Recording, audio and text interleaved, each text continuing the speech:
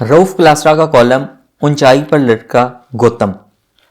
हजारा community के लोगों ने मायूस होकर धरना खत्म करके मैयतों को दफना दिया। जब हुकूमत का सरबराह उन्हें ब्लैकमेलर करार दे तो फिर इसका कैसा इंतजार और किस इंसाफ की तवक्को। जिंदा रहने की जमानतें और इन जमानतों की कितनी अहमियत है। पहले जो जमानतें दी गई थी उनसे क्या फ़र्क पड़ गया कि अब पड़ जाएगा।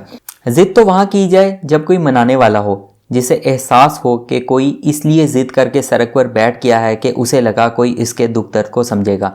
इसका बच्चा तो वापस नहीं आएगा, लेकिन चलें उसे एहसास तो होगा बादशाह ने उसके दुख में शरीक होकर इस दर्द की शिद्दत कम करने की कोशिश की।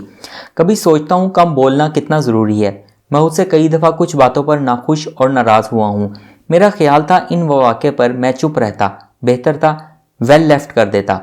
हमारे बड़े साहब ये समझ ही ना सके कि हज़ारा कम्युनिटी के लोग उन्हें ब्लैकमेल नहीं कर रहे थे, वो उन्हें मुल्क का अहम तरीन और बड़ा बंदा समझकर बुला रहे थे।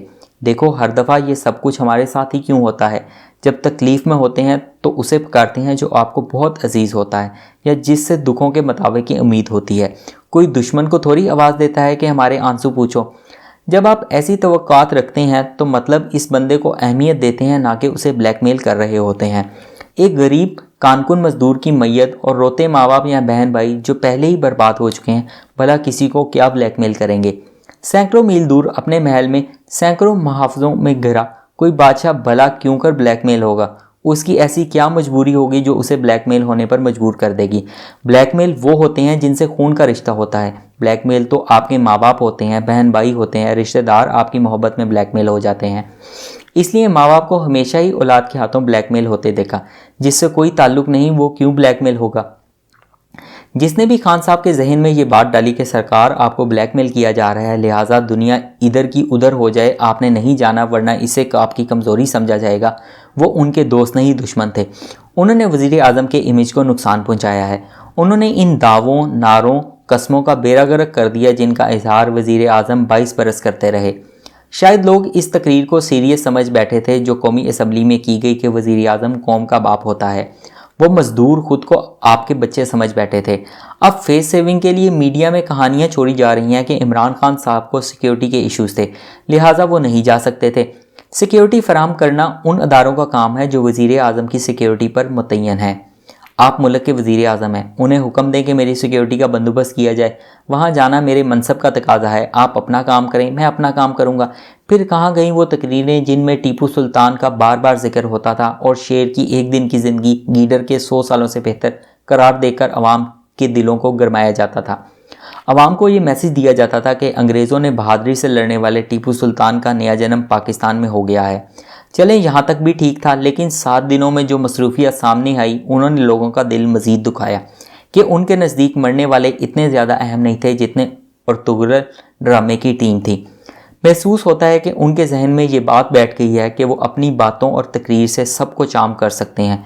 वो कुछ भी कह दें, पूरी कौम इस पर यकीन कर लेती है। फिर मुमकिन है कि वो इसे समझते हों कि उनका एक जंगजू का इमेज बन चुका है, कि वो ना किसी से डरते हैं, ना दबते हैं और ना ही किसी को एनआरओ देते हैं।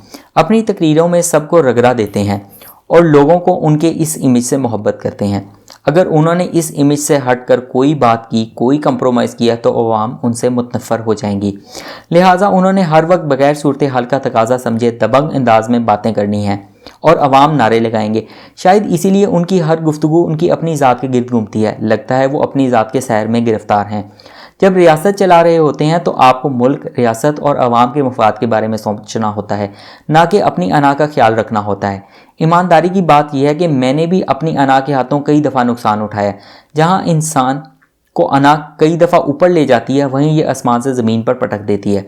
हो सकता है कि आपके सामने अपनी अना के हाथों हुए अपने गलत फैसलों को तकसीम ना करूं, लेकिन इसे मेरी अना हर्ट होगी। लेकिन पता होता है कि कहाँ मैंने अना के हाथों नुकसान उठाया। जमहूरियत और बादशाहत में क्या फ़र्क है। आखिर कोई तो वजह होगी कि हज़ारों सालों के तजर्बात के बाद इंसान इस नतीजे पर पहुँचे हैं कि उन्हें अपने वोटों से मुंतखब एक वज़ीर आज़म चाहिए, ना कि बादशाह जो कभी गलती नहीं कर सकता। ऐसे बादशाह जिस पर कभी उंगली नहीं उठाई जा सकती, जिस तक अवाम की रसाई नहीं। इसलिए वक्त के साथ साथ बादशाहत ख़त्म होती गई और जमहूरी माशरों ने जन्म लिया जिसमें वज़ीर आज़म ने बादशाह की जगह संभाल ली, क्योंकि बादशाह के बरक्स वज़ीर आज़म की जवाब तलबी हो सकती थी। जमहूरियत तो दूसरे लफ्ज़ों में नाम ही अवाम के हाथों ब्लैकमेलिंग का है। آپ عوام سے ووٹ بھی اس نعرے پر لیتے ہیں عوام کے خادم ہیں اور عوام ہی کو سرو کریں گے، لیکن جب عوام مرنے لگیں اور آپ کی طرف دیکھیں اور آپ کہنا شروع کر دیں کہ میں تو بلیک میل نہیں ہوں گا، تو یہ رویہ اور سوچ جمہوری نہیں بلکہ بادشاہانہ ہے۔ یہ اس جمہوریت کی نفی ہے جس کو سیڑھی بنا کر آپ اوپر آتے ہیں۔ حیران ہوتا ہوں کہ ہم انسانوں کے اندر اتنی انا، تکبر اور میں کیوں بھر دی گئی ہے۔ اس میں کا جواب آپ کو قرۃ الحیدر کے ناول آگ کا دریا میں ملتا ہے۔ رگوید میں لکھتا ہے، ابتدا میں خودی تھی جو پرش انسان کی شکل میں نمودار ہوئی۔ اس نے چاروں اور دیکھا اور اپنے سوا اپنے آپ اسے کوئی نظر نہیں آیا۔ اس نے کہا، یہ میں ہوں، چنانچہ وہ خود کو میں سمجھنے لگ گیا۔ گوتم اونچے مندر کی دیوار پر بیٹھا تھا۔ تم کون ہو بھائی؟ نیچے سے کسی نے پوچھا۔ میں ہوں، گوتم نے لیٹے لیٹے جواب دیا۔ تمہارا نام کیا ہے؟ میں کا کوئی نام نہیں ہوتا۔ بھائی گوتم، تم نیچے آ جاؤ، تم خود اوپر کیوں نہیں آتے؟ گوتم نے کہا، اونچائی اور نیچائی محض ذہنوں کے فرق سے ہوتی ہے۔ تم کو کیا معلوم، جسے تم اونچائی سمجھ رہے ہو وہ پاتال سے بھی گہری ہو۔ تم تو نیچے نہیں اترو گے، نیچے کیڑے مکوڑے ہوں گے، اور کیڑے مکوڑوں سے دوستی کرنا میں نے ابھی شروع نہیں کیا۔